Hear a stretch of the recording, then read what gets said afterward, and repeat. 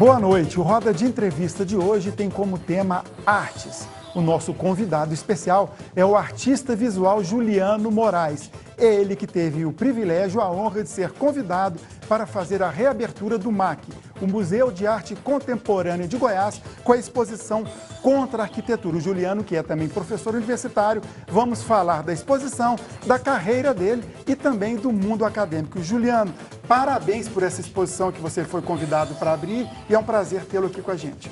Prazer é todo meu. Muito obrigado. E ajudando nesse bate-papo com o Juliano, temos os jornalistas. O Salve Juliano, que é professor universitário. Salve mais uma vez com a gente. Um prazer tê-lo aqui. Muito obrigado. Boa noite, Enzo. Boa noite a todas e a todos. Obrigado, é um prazer estar aqui novamente. E pela primeira vez com a gente, espero que seja a primeira de muitas, a Rosângela Chaves, do site Ermira, um site cultural de muita qualidade que dá espaço para as artes, para a literatura, para a cultura goiana, né, Rosângela? Muito obrigado por estar aqui. Boa noite, agradeço o convite, é um prazer estar aqui. Boa noite, Juliano. Boa noite, Salve. Juliano, até 20 de outubro lá no MAC, no Centro Cultural Oscar Niemeyer, a sua exposição denominada Contra a Arquitetura. Eu já começo fazendo uma provocação. Contra, oposição. É contra a arquitetura? O que tem a ver esse nome? Explica pra gente aí. Não é. Inclusive, essa brincadeira, como eu dou aula na FAV, né, tem um pessoal da arquitetura, nossa, agora a gente vai fazer contra a arte. Mas isso é uma brincadeira, mas não é contra a arquitetura, a disciplina arquitetura, obviamente, né? Ela é um termo, na verdade, nem o termo nem é meu, é um termo que eu vou tirar lá do Bataille, que é um escritor, um dos líderes do movimento surrealista, que ele vai pensar a arquitetura, contra a arquitetura como um elemento contranormatizador, né? Eu pego isso como inspiração para usar contra a arquitetura como uma metáfora das tensões entre forças, entre as forças verticais e horizontais.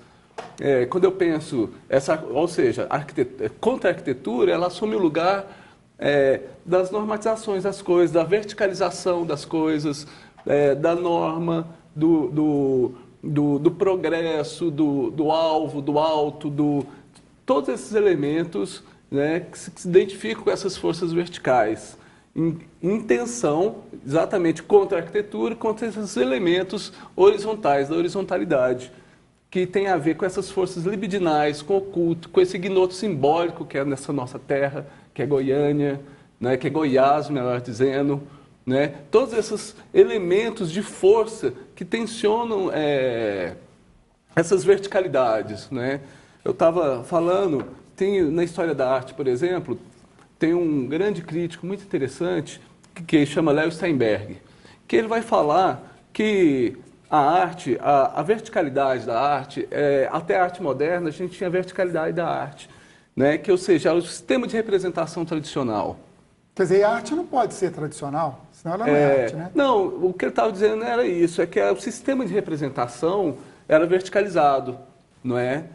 O artista, a mente do artista, o espectador ficava de frente, fruía aquilo ali. Era um sistema de representação, era dessa forma. A partir da arte contemporânea, o que ele vai dizer é que vai assumir forças horizontais, ou seja, o sistema de representação vai ser diluído no eixo do discursivo, do discurso, não é? Mas só te interrompendo um pouco, não, por favor. A sua obra, a gente poderia então dizer que a sua obra expressa uma reflexão sobre o poder? Quer dizer, tem uma preocupação política que permeia a sua obra? Eu acho que tem, sim. Eu acho que ela totalmente tem esse lugar político, mas não o político, aquele político direto, de embate direto. Eu acho que talvez tenha a ver uma questão do política, de uma ideia do sensível, de compartilhar o sensível. Não é? Acho que o pensamento político vai muito mais para esse lado. Eu acho que é muito mais de você pensar, por exemplo, que eu estava falando, de reinvocar esse sertão mítico, como diz o pessoal, como diria minha antiga professora Selma Sena, minha querida professora, de reinvocar esse sertão mítico como um lugar de alteridade do mito-nação. Então sua obra traz um pouco de identidade local, regional também? Você vê por aí? Eu me vejo como um pintor de paisagem regionalista, como provocação, não é? porque a revocação disso é exatamente essa tensão de uma ideia de progresso. E onde é que está isso? Como é que é estar no mundo? Se estar no mundo a partir de Goiás, se constituir artista, cidadão, como é que compartilhar esses processos de subjetivação da nação a partir daqui, desse lugar que é uma fronteira? Até para aguçar a curiosidade do telespectador que não foi ainda na sua exposição, conta alguma obra dessas que você falou aí, na prática, como que é? O que, que você pinta, o que, que você constrói? Eu posso dar um exemplo, talvez dentro da própria exposição. Isso. Que ela é constituída a partir de 2 eixos verticais principais, que são as estatuarias equestres e a estatuaria clássica, não é? E em torno disso, 2 forças de poder que se coloca ali no centro e ali se espalha ou se espraia todas as outras peças. Não sei se foi exatamente isso que você perguntou. Não, mas alguma obra que você tem digamos que é uma escultura que você pegou um tronco do cerrado, estou imaginando aqui, construiu assim. Não, eu acho que se tem a ver com o meu processo criativo, eu acho que o meu processo criativo ele é muito vendo TV, andando pela rua, não é?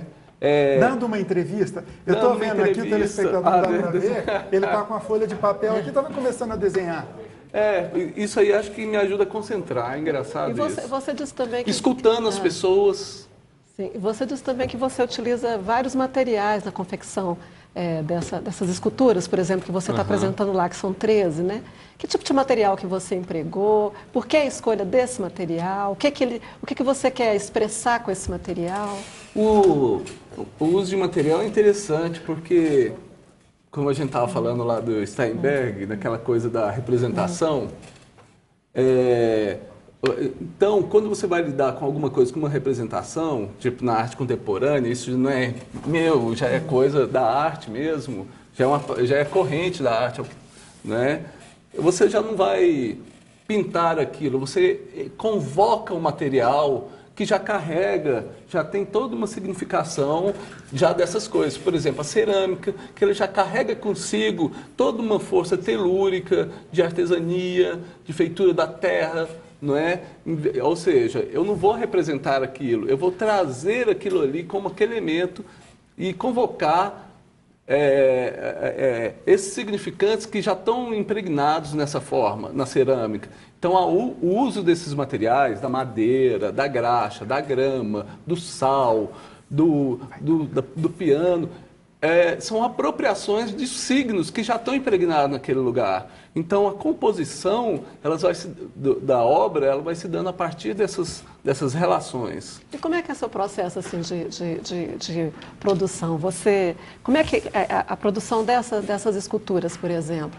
Você tem um esboço, ou o formato delas vai surgindo de forma mais, digamos assim, mais espontânea? Ou você tem uma ideia prévia? Complementando como é que funciona? a Rosângela também, você tem uma equipe para trabalhar com você, por exemplo, que tem peças grandes, ou é você sozinho, com pão na massa, como artista quase renascentista? Assim?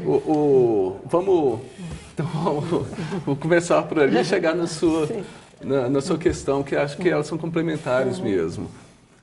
Como eu estava falando, meu método de criação, ela é muito variada, não tem um método, é não um método, porque às vezes conversando com vocês me dá ideia, cria ideia, e aí sim eu vou para o desenho. Aí eu fico desenhando, vou matutando, pensando na forma, vou no desenho e vou testando.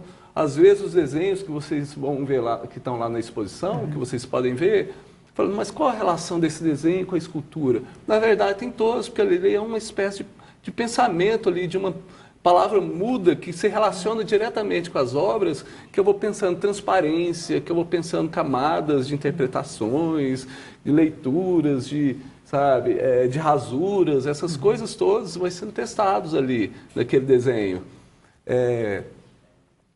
Quando eu comecei a pensar contra a arquitetura, tipo, 2 anos, 3 anos atrás, que não tinha esse termo, mas é a base dessa exposição, né? Ou talvez até 4, eu comecei a pensar e eu comecei a desenhar, fazer desenhos, e muitos desses desenhos viraram exatamente aquela obra como estão no desenho. Outros se transformaram, não é? E aí, para construção, por que se transformaram? Porque aí entra a questão do salve. Porque no processo também, o erro, ela incorpora a sua produção. E quando esse erro se incorpora, ela transforma. Você vê, não deu certo, não é assim. E aí, e como são coisas, às vezes são coisas grandes, dá errado. Tem coisas que você manda fazer, né? Porque, obviamente, o autoral do artista, acho que desde Duchamp, Marcel Duchamp, para quem não sabe, um artista francês, o criador do handmade. Desde aquela época, a arte, acho que ela perde um pouco dessa inocência. E, mais do que isso, ela fica mais evidente que a obra não precisa de sair da mão do artista, né? A autoria é muito mais um recorte, né? Está muito mais no olhar de como você recorta as coisas no mundo, né? Não precisa de eu constituir, não precisa da minha manufatura, do meu talento manual. Mas é pensar, né? É muito mais no campo das ideias. No campo do das que do ideias, de executar. reflexão, exatamente. Então eu mando fazer, muitas coisas eu mando fazer, mas eu gosto da artesania seu, né? também, mas não é importante. O conceito é do artista. Bom, gente, vou interromper vocês, o papo está muito agradável, mas nós temos que ir para o primeiro intervalo, voltamos já já. Nós temos como convidado especial de hoje o artista visual Juliano Moraes, que é o que está com a obra de reabertura, a exposição de reabertura do MAC, ali no Centro Cultural Oscar Niemeyer. Voltamos em instantes.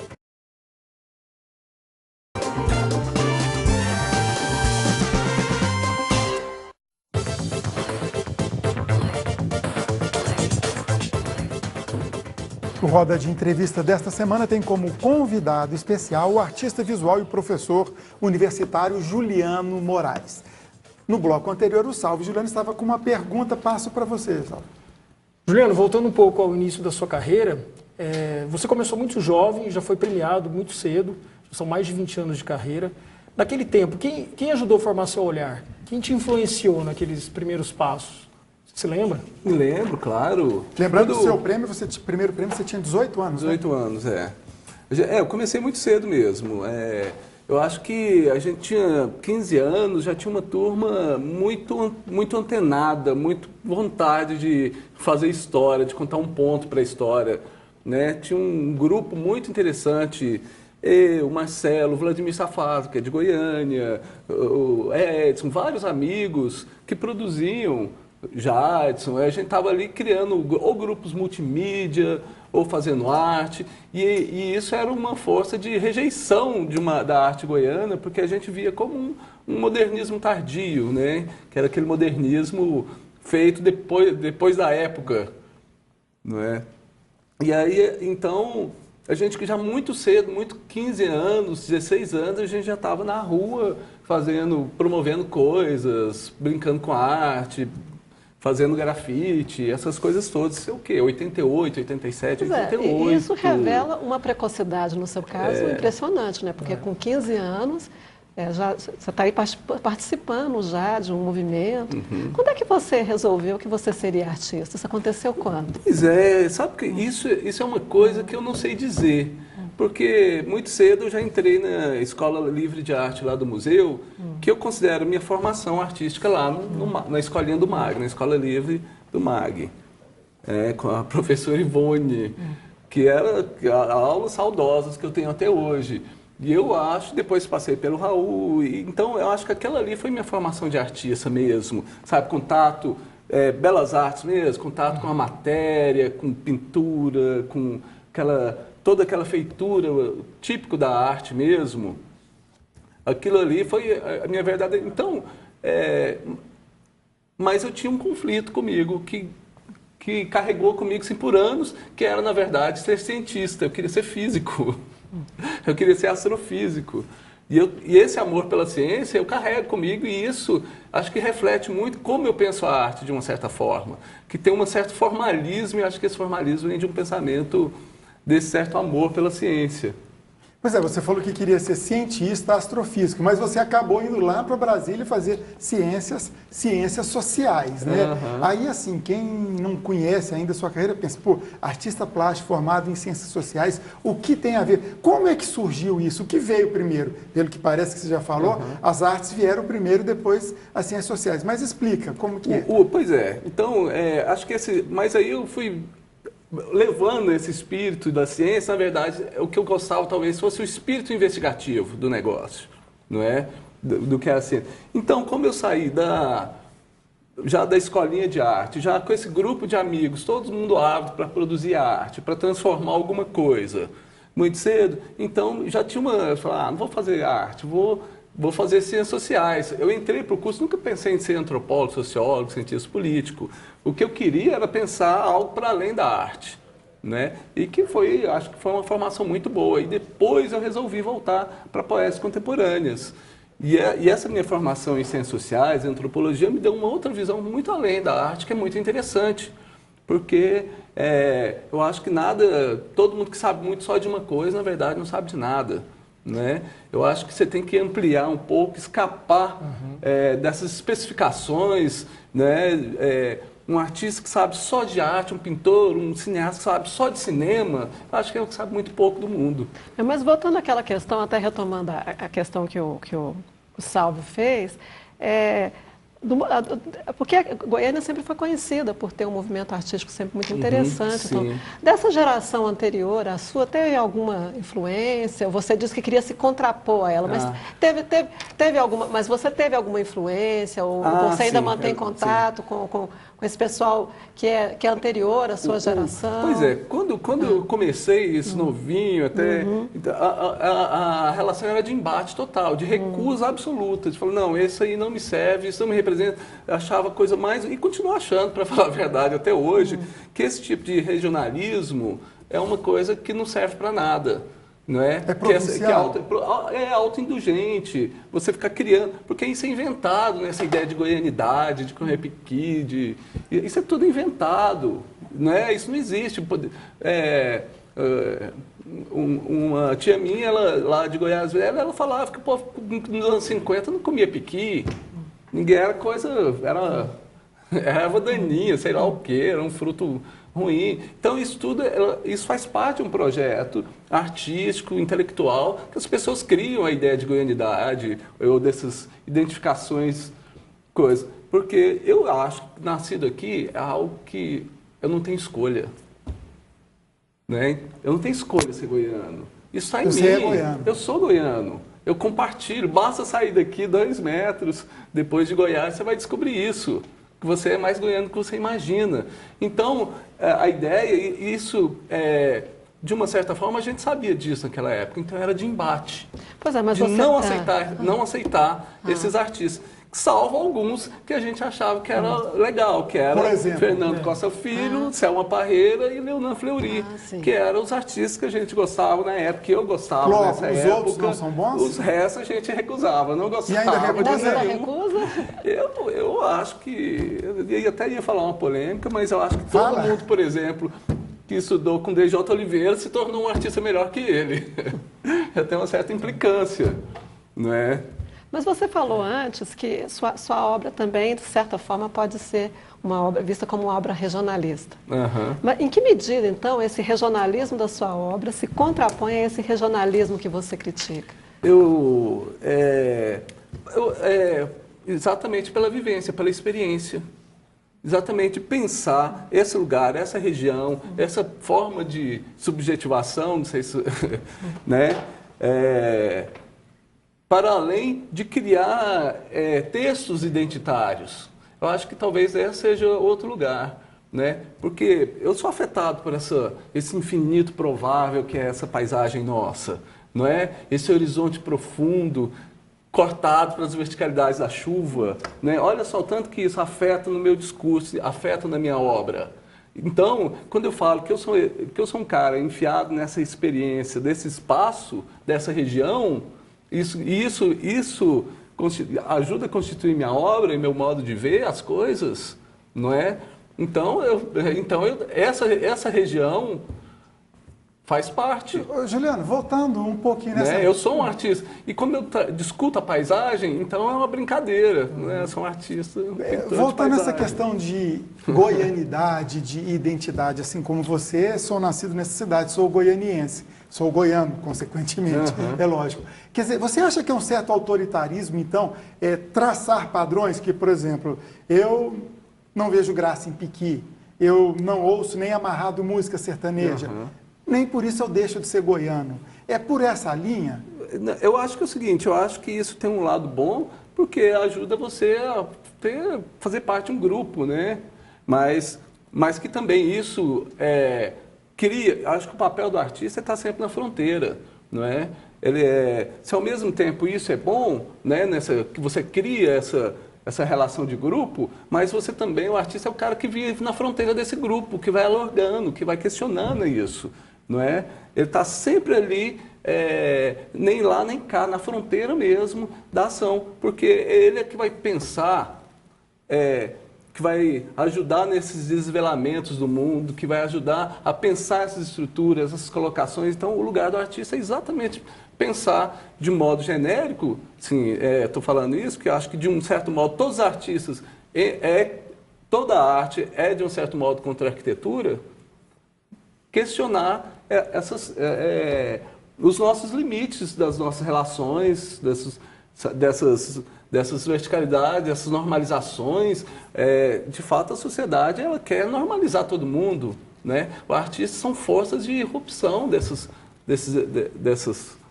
E você nunca se sentiu tentado, seduzido a abandonar Goiás? Ou a necessidade de abandonar Goiás e ir para São Paulo, por exemplo? Não, muitas o centro vezes. Maior Muitas vezes. Eu acho que é sempre importante. Sempre importante sair. Agora, eu sempre quis sair, mas sempre fiquei. Eu sou sedentário. Né? Eu sempre gosto, adoro viajar. Eu acho que toda vez que você viaja, realmente espairece a cabeça, muda completamente. Mas acabei ficando sedentário. Né? E o sedentarismo também te permite você fazer uma crítica. Né? Eu acho que quem sai de Goiás ou sai do seu lugar, da sua localidade e olha, ela tem uma crítica própria do afastamento.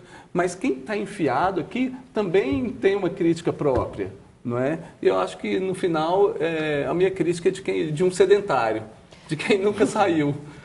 Você falou dessa geração da qual você pertence, Marcelo Solar, quais outros nomes seriam? Eu, Marcelo, Pitágoras, o Rodrigo Godard.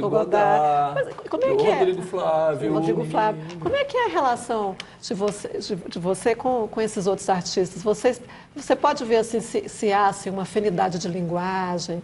E como é que é a relação entre vocês? Vocês se frequentam, vão um no ateliê do outro? Como é que é? Não, somos todos amigos, mas eu acho que Goiânia, as artes plásticas, ela é realmente um pouco isolada. Acho que eu sinto falta um pouco mais de convivência. Acho que é muito cada um no seu cantinho, embora sejamos todos amigos, né? E isso me parece que é uma coisa assim, muito goiana mesmo, porque quando você vai em Brasília, no Rio, São Paulo, você vê uma comunidade. Claro que isso tudo tem as picuinhas, né, as tensões, isso é normal do ser humano. Mas, só concluir então. Desculpa. Mas aqui eu sinto mais as pessoas mais isoladas, mais separadas. Mas sem contato, de conversar obras, de falar sobre obras entre os artistas. Vamos falar mais sobre essa conexão que não existe, no caso, no próximo bloco. Voltamos daqui a pouquinho. O nosso convidado especial de hoje é o artista visual Juliano Moraes. Voltamos.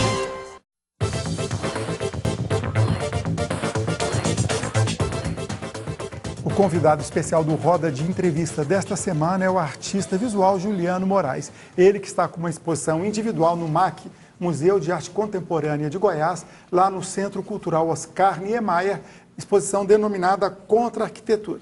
Juliano, falando de exposição, eu estou aqui e é muita coisa da sua carreira, né? Desde 1995, a primeira individual na Itaú Galeria, aqui em Goiânia, passando pelas coletivas antes, né? 1990, enfim, até esse ano. Muita coisa para contar.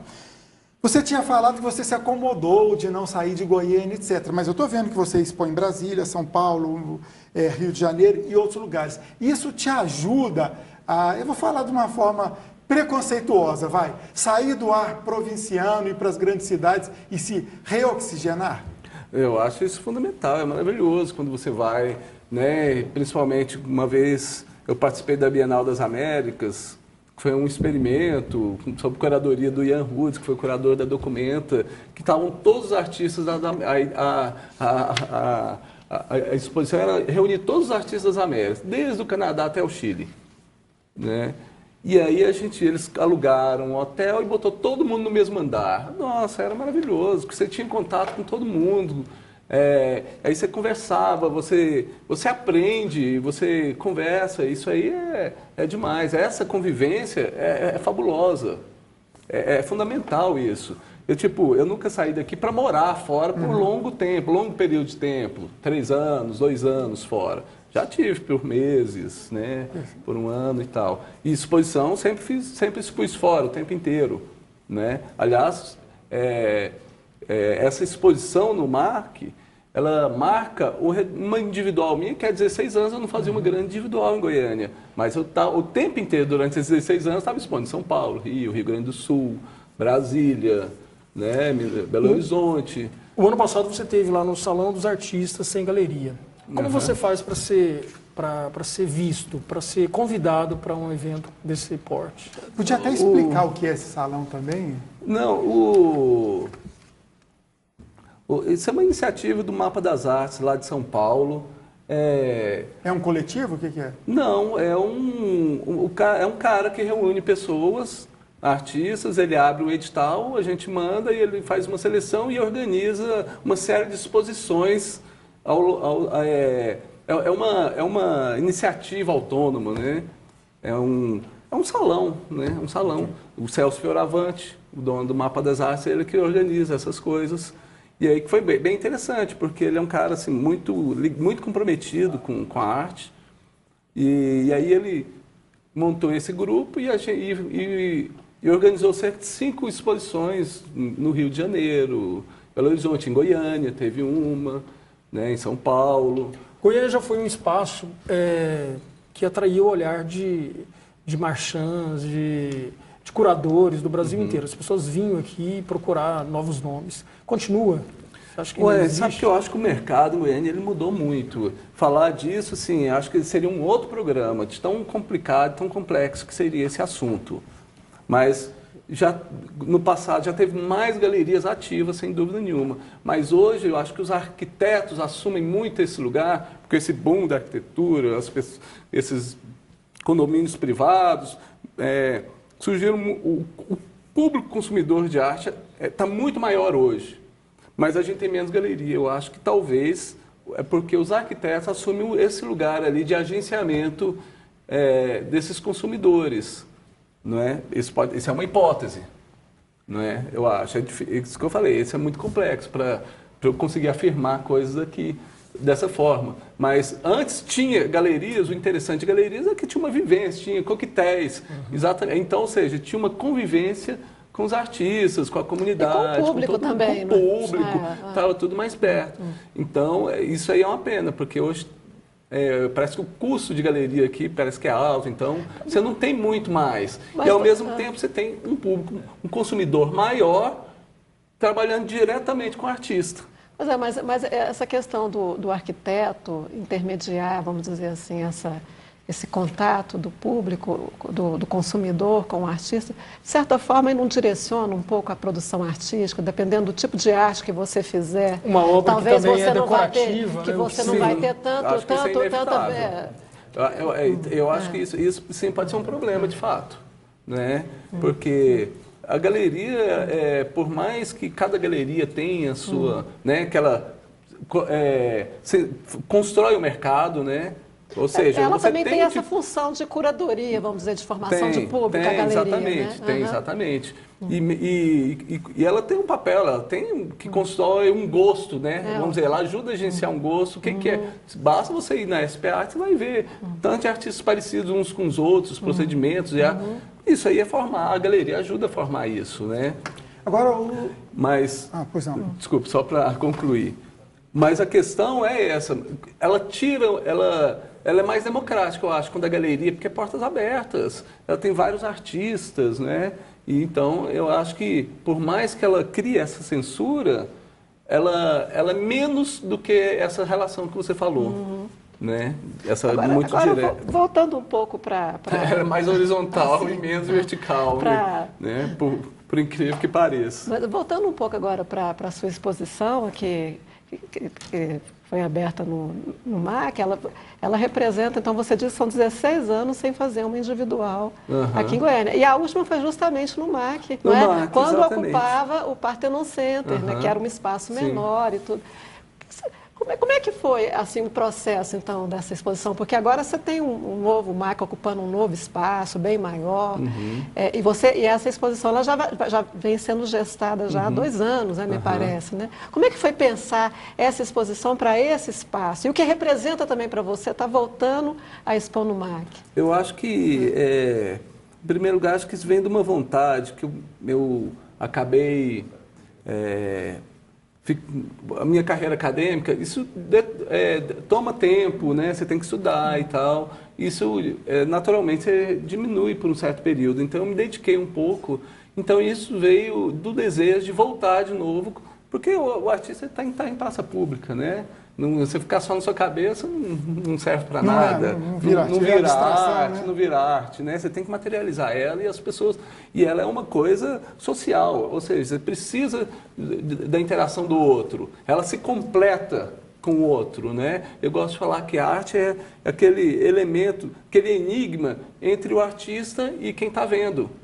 É um agenciamento entre... Porque não é nem tudo que o artista gostaria que fosse aquela obra e nem tudo que o espectador acha que está vendo. Tá, pegando dessa questão que você falou de interação, eu volto atrás, um momento, o Salvo, se não me engano, comentou de obras decorativas, você fez uma referência assim, aí provocando as pessoas que compram suas obras, seus colegas em Goiânia, compram porque apreciam, porque acham bonito para investir ou para mostrar para as visitas que é chique ter obra de arte? Como que é o perfil médio do consumidor goianiense? Vai. O perfil médio, eu não saberia dizer, porque eu já saí da sociologia, eu nunca quis ser sociólogo. Mas como artista? Mas eu acho que como artista um pouco de tudo.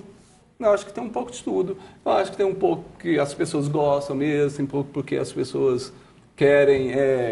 que é chique, porque quer ostentar, nós temos porque colecionadores. Questão do gosto, tem colecionador. Minhas obras elas são mais difíceis, né?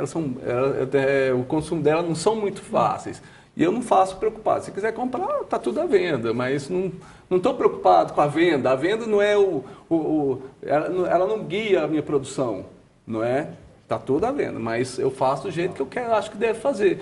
E aí, como ela tem elementos viscosos, lúbricos, elementos vivos, isso torna tudo muito difícil, ou seja, ela é muito refratária ao mercado, não é?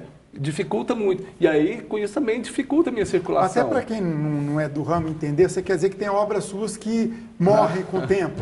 Morre com o tempo. Quer dizer, não dá para eu comprar e levar para casa. Eu uso graxa, exatamente. Estou simplificando. Eu uso graxa, eu uso grama, uso sal, né? Que são elementos que às vezes é difícil numa casa. Mas, Juliano, o seu público maior, ele está onde? Ele está aqui em Goiás ou você tem um público espalhado pelo país? Eu acho que eu tenho mais saída fora de Goiás. Bem mais. E de qual estado, assim, tem? Eu circulo mais em São Paulo. Sim. Né? São Paulo, Brasília.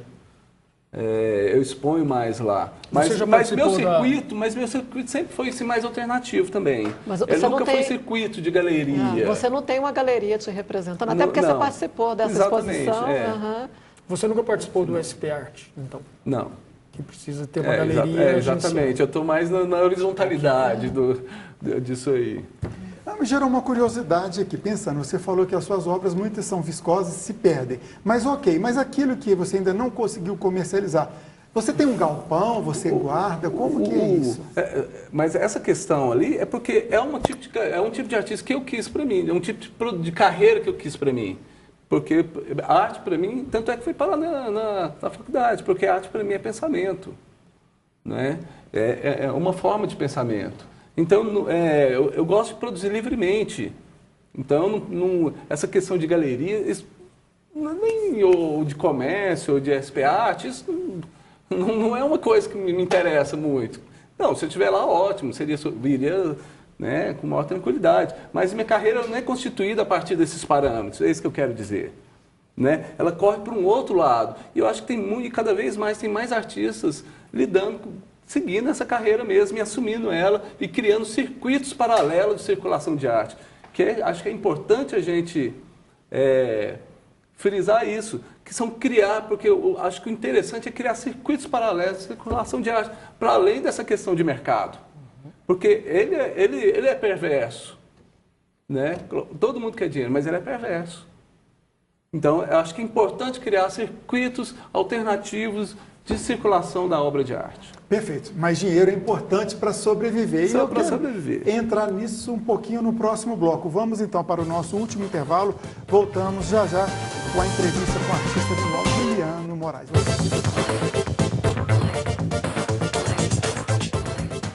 O Roda de Entrevista desta semana tem como convidado especial o artista visual e professor universitário Juliano Moraes. O Juliano, no intervalo, reclamou que não deixei ele concluir o raciocínio sobre mercado. Vai lá, Juliano.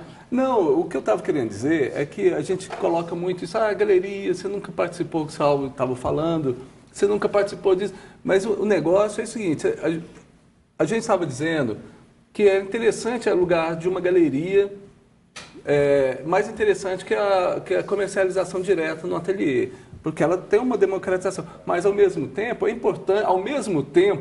é importante você fugir dessa galeria, não ficar preso aos ditames do mercado, porque isso também ela engessa. Então, eu como artista utópico, né, porque eu gosto de pensar na arte em termos utópicos, e utópico que eu digo não é utopia de construir uma sociedade igualitária, e nem achar que o passado foi glorioso, mas muito mais criar rotas de fuga no presente. E eu penso na arte com rotas de fuga no presente o tempo inteiro. Essa é a utopia que eu penso, assim. Linhas de fuga desses ordenamentos o tempo inteiro que o artista tem que fazer, não é? Ou seja, contra a arquitetura. E isso significa lidar com questões de circulação da obra de arte, né? Que é você criar mecanismos de circulação e significação para além das demandas de um mercado. Agora, isso também... então você não vai vender? Não, vou vender. Vou vender sim. Pode comprar. O que você quiser comprar, não é? Mas ela cria mecanismos e sistemas, redes de circulação que cada vez mais artistas têm pensado e refletido sobre essa questão. E que iniciativas nesse sentido assim, que você pode assim, indicar que têm sido feitas assim, aqui em Goiás? Vários coletivos, vários sistemas de residências, de grupos que se reúnem para se fazer exposições, tem várias formas. Agora, o que pode parecer paradoxal mas você está no museu? Como você está no museu? Você está no museu, mas isso não significa que você não está tensionando isso. Que você não está ocupando esses lugares. Né? Porque você precisa de... E, aliás, o museu o espaço público, não o museu, mas espaços públicos é um ótimo lugar. O ano passado, eu organizei junto com os alunos da FAV e alguns colegas professores o Refluxo, Festival Experimental de Arte, que era um festival que a gente... Teve mais de 100 artistas do Brasil inteiro, que a gente foi lá para o Cora Coralina, que lotou, que foi maravilhoso, que foi uma experiência, né, de interação de obras de arte entre artistas que iam produzindo, uma obra e atravessando a outra o tempo inteiro. Né? Isso é um bom exemplo. Juliano, na minha cabeça. Você falou que o artista ele está sempre na fronteira, ou seja, ele está sempre alongando, né, um pouco à frente, alongando o horizonte. E agora você também está na universidade.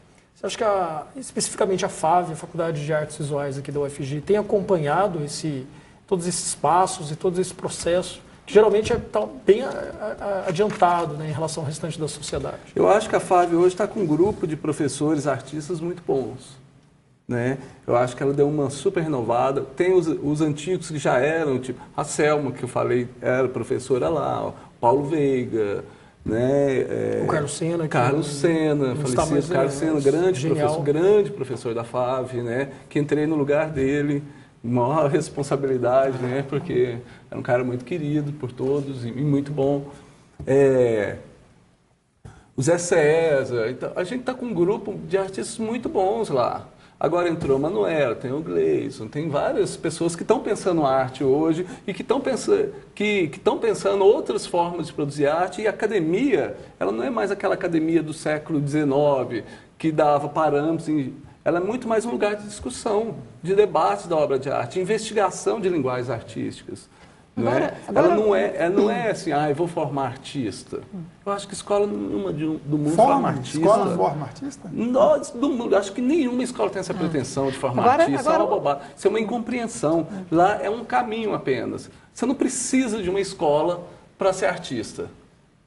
E nem a escola vai te formar artista. Mas é apenas um caminho do qual você encontra outras pessoas. Você lembra que a gente estava falando de que é muito solitário? Lá eu encontro pessoas que minimamente a gente consegue, né? Eu digo minimamente porque nada é satisfatório, mas minimamente a gente encontra pessoas. Juliano, você veio de uma geração que a gente já disse aqui, que se despontou muito jovem, né? Assim, com 15 anos, né? E você, Marcelo Solar, o Pitágoras, o Rodrigo Godard, que a gente nomeou esses artistas aqui, todos muito talentosos e conseguiram um grande destaque, não só no Estado, mas também em nível nacional. Hoje, você já, olhando para esses jovens, né, que vieram, essa geração que veio depois de vocês, você vê também um movimento interessante? Tem gente que está despontando? Quem que você poderia nomear? Eu acho que tem uma geração, inclusive quase todos saíram da FAV, que é... Quer dizer, que já é um reflexo do que a universidade está formando. Eu acho que é um ambiente, o interessante é criar um ambiente que as pessoas tenham vontade, que se sintam instigados a produzir, né? Obviamente que tem todo tipo de falha e crítica que pode ser feita, mas a gente também tem que ser justo. Quer dizer que, por exemplo, você como professor lá na FAV, é lógico, você tem uma carreira que você construiu e é o seu dia a dia, é o seu ganha-pão, porque a arte é instável, né? A gente tem sim, é instável, é difícil, né? É muito difícil porque você fala, todo mundo pode ser artista? Pode. Tudo pode ser arte? Pode. Problema nenhum. Sobreviver é outra etapa. Não tem nada. A questão é quem é que vai assumir para si essa vida de um artista? O desafio, isso é que é difícil. Todo mundo pode ser, problema nenhum, porque a gente não está falando de dom, de alguém que nasceu predestinado a fazer arte, não é? Qualquer um pode ser. Agora, assumir isso para você é que é o desafio. Isso é difícil. Então, às vezes essas convivências, esses diálogos, às vezes ajudam. Às vezes, né, ele já sai, né, disso. Agora, quem sai de lá é quem não fica preso. Ao mesmo tempo, é quem não fica preso à FAV. Quem sai de lá também e procura o caminho fora. Esses vão. E tem muitos novos talentos saindo de lá, muitos. E você poderia apontar? Assim, Dalton Paula, que é ascensão meteórica no cenário nacional. Que esteve na Bienal. Premiado esteve na Bienal de São Paulo, que é uma ascensão meteórica. A gente tem vários lá, o Elo, o Paul, que estão saindo de lá. Né? Agora tem essa nova geração. Tem um artista, François Becker, que é um grande artista, um artista mais marginal, mas que eu considero um grande artista. E agora está se formando um pessoal que você vê que tem gana para fazer isso, né? Uma meninada nova que ainda está lá na FAV, que você fica de olho e fala, acho que você acha, então, pode ir para frente. Além da importância, lógico, ter uma carreira, a sobrevivência do dia a dia, o fato de você estar lá na FAV, já tem uns 10 anos que você é professor lá, mais ou menos isso? 7 anos. 7. Isso te ajudou, o artista visual Juliano, a crescer também? Eu acho que sim, sabe por quê? A faculdade, a universidade, você tem que tomar cuidado, senão ela te engole. Ela acaba com você.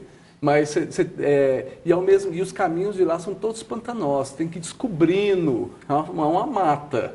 Você tem que ir traçando ali. Leva tempo para você descobrir como é que é o negócio e achar o seu lugar, né, lá dentro.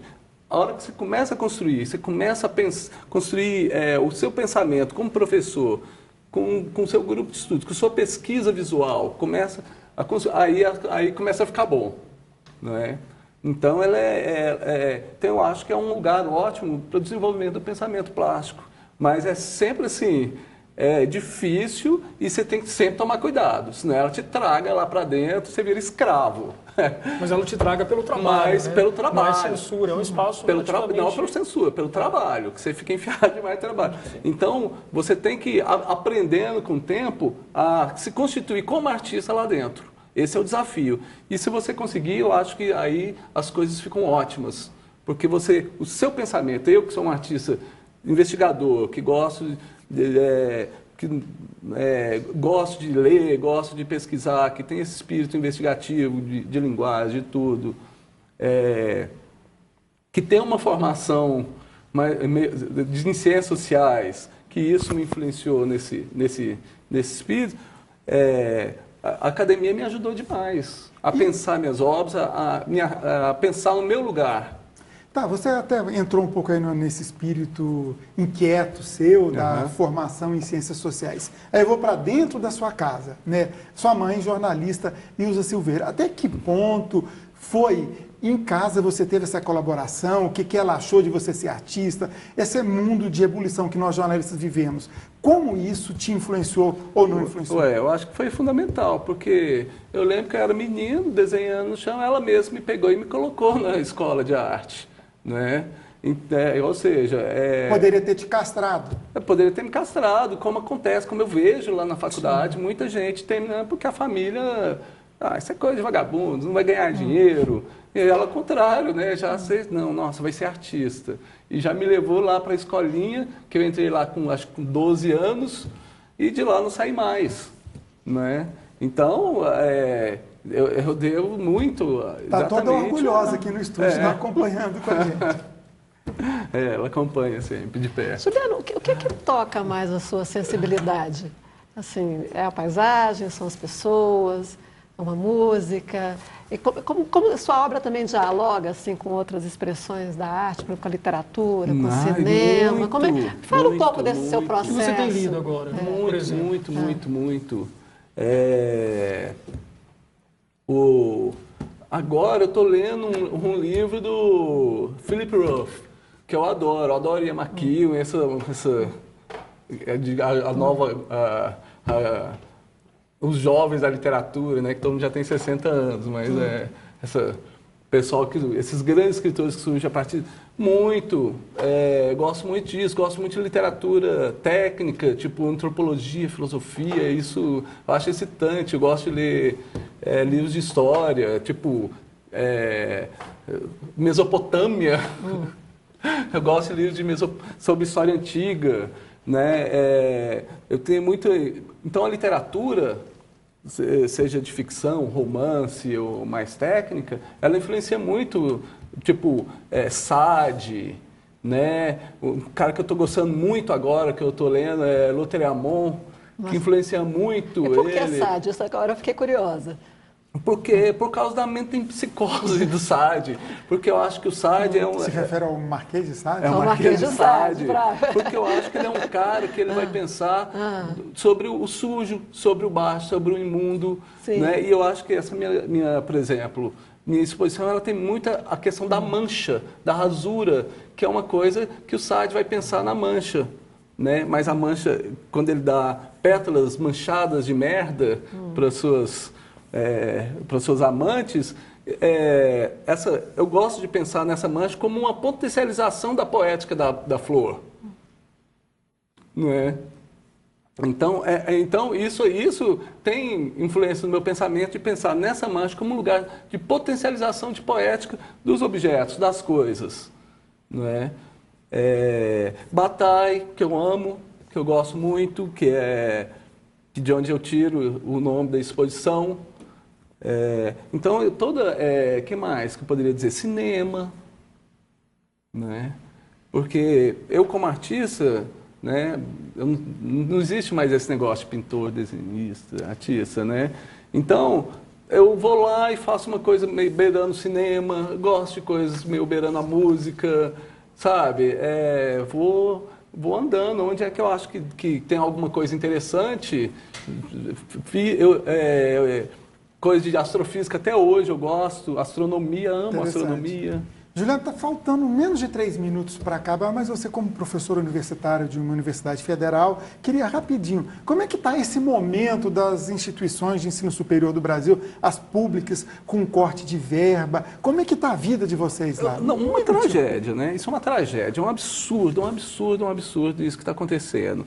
Estão acabando com tudo, tirando, imagina, você pega assim um laboratório de biologia, de física, os casos de meteorologia, que você precisa 5 anos coletando dados, você fica 6 meses, 5 anos de trabalho é perdido, não é? Acaba. Quer dizer, eles estão acabando com o negócio. Você, tem que desenvolver o Brasil, tem que desenvolver o Brasil. Mas a hora que começar, eu lembro quando o Brasil estava crescendo, estava bombando, né? Que estava surgindo.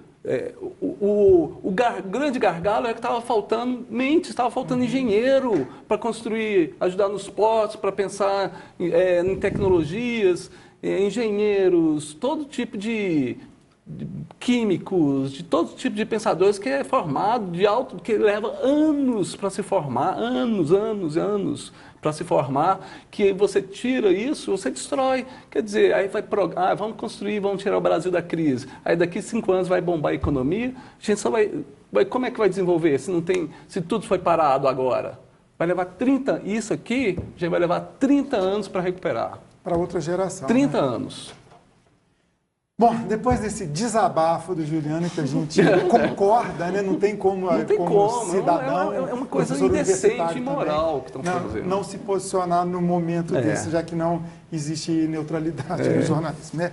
Bom, eu queria agradecer a participação dos colegas jornalistas, o Salvo Juliano, professor da Universidade Federal de Goiás, colega do Juliano que está presenciando tudo isso também, né? A Rosângela Chaves, que é do site Ermir, site cultural. Agradeço muito a participação dos dois, foi um prazer tê-los aqui com a gente. Muito obrigado e boa noite.